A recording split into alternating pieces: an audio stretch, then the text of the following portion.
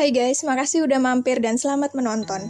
Di awal cerita terdengar suara seorang bernama Lee Ro-um sedang berpidato. Setelah itu membakar kabin di tengah hutan.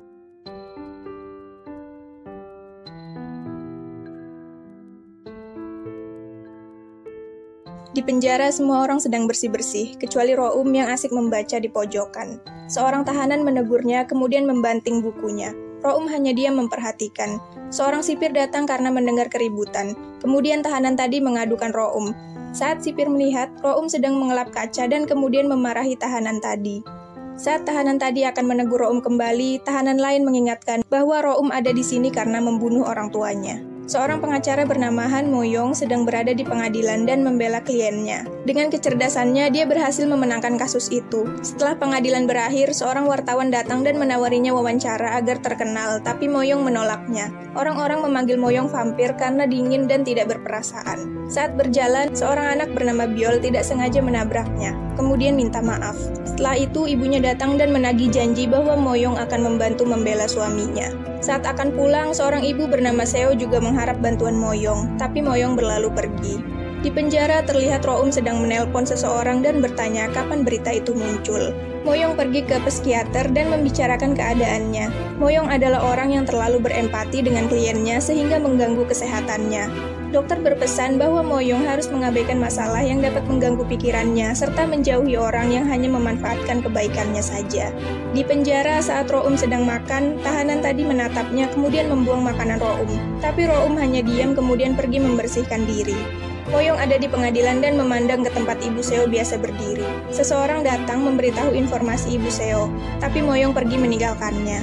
Seorang pengacara bernama Cho di firma hukum tidak sengaja melihat berita tentang penangkapan pelaku sebenarnya bernama Ye atas kasus pembunuhan Gumsong yang terjadi 10 tahun lalu, dan Ro-um juga menontonnya di penjara.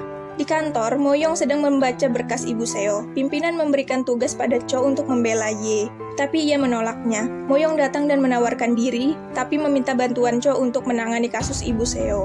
Setelah itu, Mo-yong pergi menemui Ye dan bertanya serta merekam alasan Ye. Ye menjawab bahwa ia hanya ingin membunuh mereka sambil tersenyum. Geram melihat kelakuan Ye, Mo-yong akhirnya menyebarkan rekaman Ye ke seluruh kota dan membuat Ye dipenjara seumur hidup, serta membuat Ro-um dibebaskan.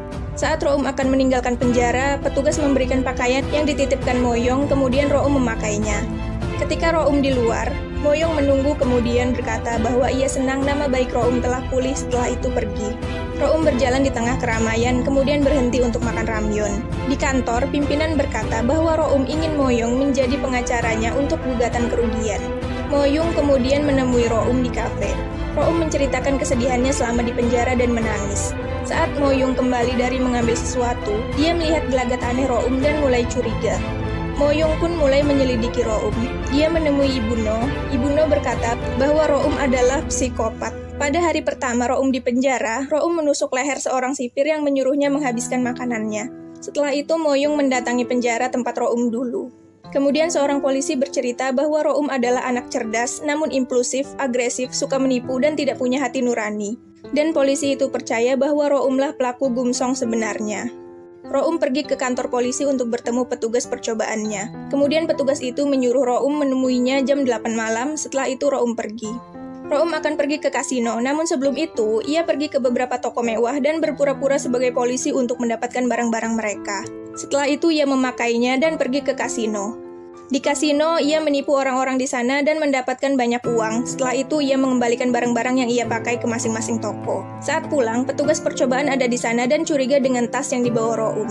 Ro-um berkata bahwa ia bekerja sebagai pramu golf. Tapi petugas itu tidak percaya dan mengambil tasnya. Mo-yong datang dan mengambil tas itu kembali.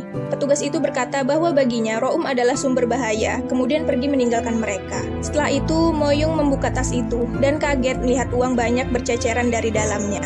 Bersambung. Nah, itu tadi episode 1 Delightfully Deceitful. Makasih buat yang udah nonton dan sampai jumpa.